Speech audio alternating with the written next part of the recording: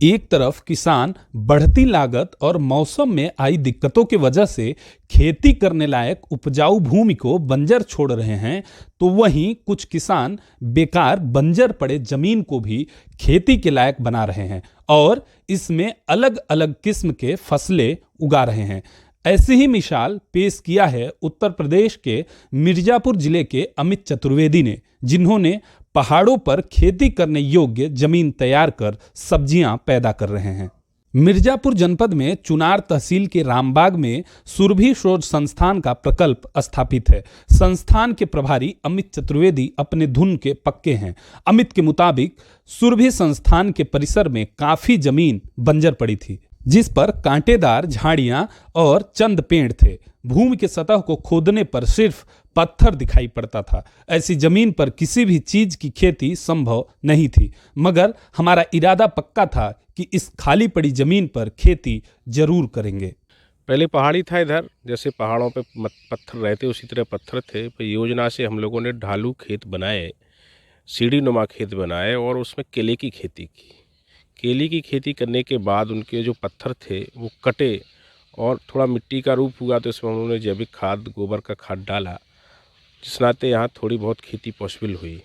इसके बाद हम लोगों ने प्राकृतिक खेती पे ज़्यादा ध्यान दिया। योजना से हमने यहाँ पेड़ लगाए कि हम 10 साल बाद अगर आउटपुट देखेंगे तो पेड़ का आउटपुट खेती से कहीं ज़्यादा आएगा।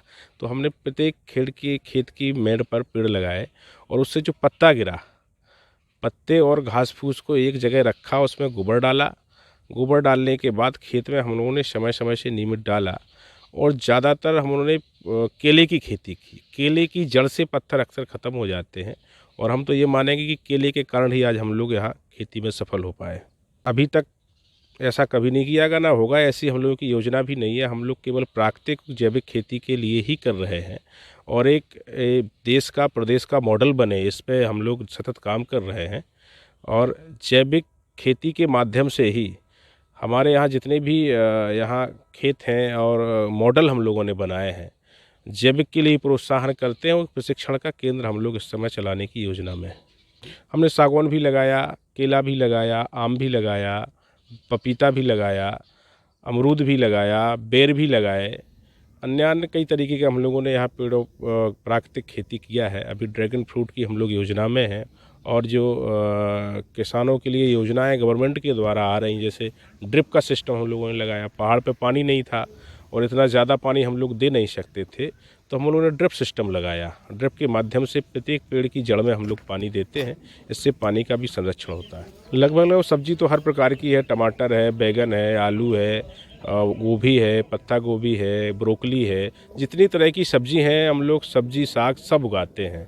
और फूल में गेंदा है, सूरजमुखी है और गुड़हल है, इस तरीके से कई फूलों की भी खेती कर रहे हैं।